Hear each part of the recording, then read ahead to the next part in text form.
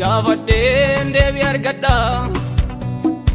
Waan barri keenya baatee deemu hunduma isaan sirraa baradha.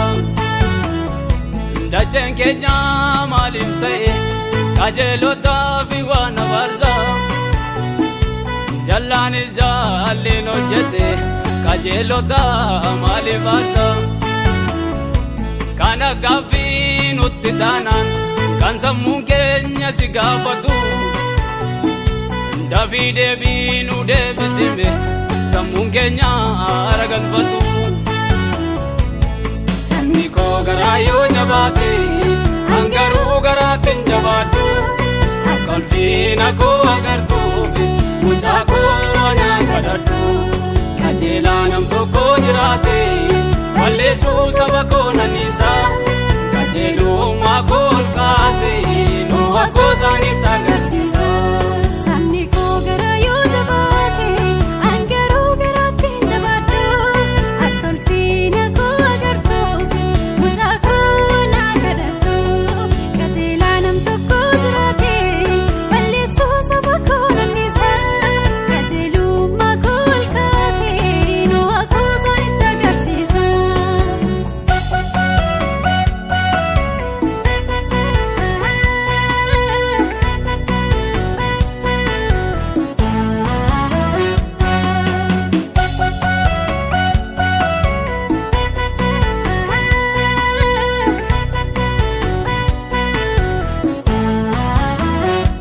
Gaaffii keenya situ deebise kan mataan keenyatti dhukkubsatu. Waan barri keenya goolameef qajeelaa tokko na beektisitu. Addunyaatti kana keessa qajeelaan tokko akkamiin ni baree. Anis ta'uu isaanan baree lubbuu keenyaaf lafta akka baarame. Araaruma si gaafanna karaa keenya qulleessine. Maaloo uumaa koo si kadhanna al takkaan nu jalaa qabame. Araaruma si gaafanna karaa keenya qulleessine. Maaloo uumaa koo si kadhanna al takkaan nu jalaa qabame.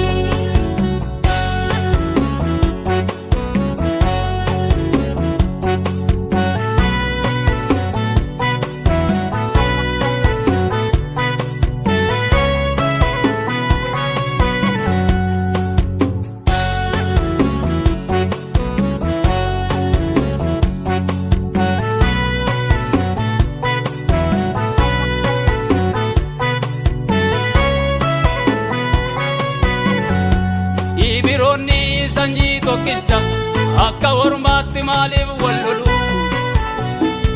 Yaa uumaa koo gidduu nuuf galime xinnaaf guddaan keenya of kolu. Beekaa araarsuun marga baatu akka wallaalaatti salphifne. Yaa Waaqayyoo araaraan nu laali guddaa guddifne si yakkine. Araaruma si gaafanna karaa keenya qulleessine. Maaloo uumaa koo si kadhanna al takkaan nu jalaa qabime. Araaruma si gaafanna karaa keenya qulleessine. Maaloo uumaa koo si kadhanna al takkaan nu jalaa qabime.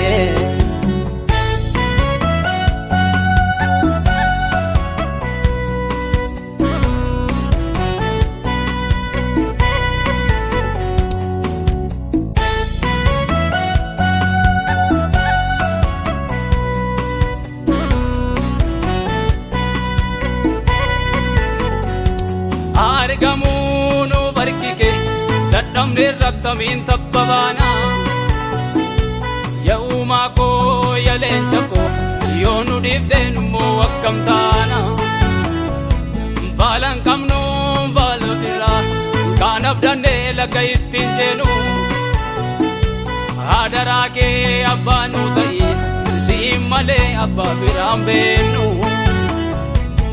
Dhaloonni irras hin beekanii abboommii kees kan eeganii. Waan biraatti ni hiriiranii siif jiraachuu obsan naawwanii. Ani sarara siifan jiraadha laphee koo sittamaneen jireenya argee yaa'isaa mirga baakete